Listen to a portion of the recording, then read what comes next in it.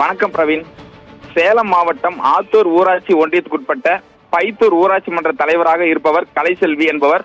இவர் மகாத்மா காந்தி தேசிய ஊரக வேலை உறுதி திட்டத்தில் கல்கரை மற்றும் மண்கரை அமைக்கும் பணிக்காக 3 லட்சம் ரூபாய் தனது மாமனார் பெயரில் அரசு விதிமுறைக்கு முரணாக செயல்பட்டதாலும் இந்த முறைகேடு குறித்து விசாரணைக்கு ஆஜராகாமல் அலட்சியமாக செயல்பட்டு வந்தார்.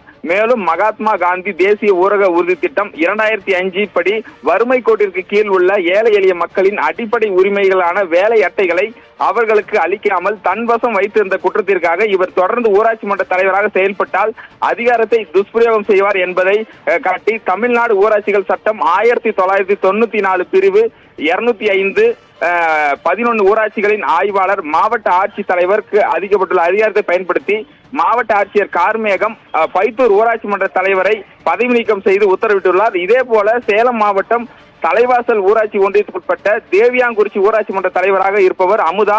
இவர் ஊராட்சியில் பல்வேறு தவறான தீர்மானங்களை நிறைவேற்றியுள்ளதாகவும் அந்த ஊராட்சி பகுதிகளில் 3 பணிகளை ஒப்பந்ததாரர் மேற்கொள்ள அனுமதித்ததற்கு தனது கணவர்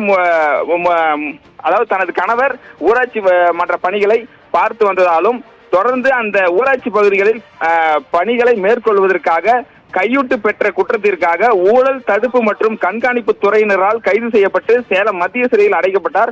இவர்கள் மீது குற்றவியல் வழக்கு தொடர்பட்ட காரணங்களுக்காக தொடர்ந்து இவர்கள் ஊராட்சி மன்ற தலைவராக செயற்பட்டால் ஊராட்சி மன்றத்திற்கு கொடுக்கப்பட்ட அதிகாரத்தை துஷ்பிரயோகம் செய்வார்கள் என கருதி கொண்டு 1994 பிரிவு 262(1) படி ஊராட்சி ஆய்வாளர் மாவட்ட ஆட்சித் தலைவருக்கு அளிக்கப்பட்டுள்ள அதிகாரத்தை பயன்படுத்தி தேவியாங்குறிச்சி ஊராட்சி மன்ற தலைவர் அமுதா மற்றும் பைத்தூர் ஊராட்சி மன்ற தலைவர் கலைச்செல்வி ஆகிய இரண்டு பேரையும் பதவி நீக்கம் செய்து சேலம் மாவட்ட ஆட்சியர் கார்மேகம் உத்தரவிட்டுள்ளார். பிரவீன்.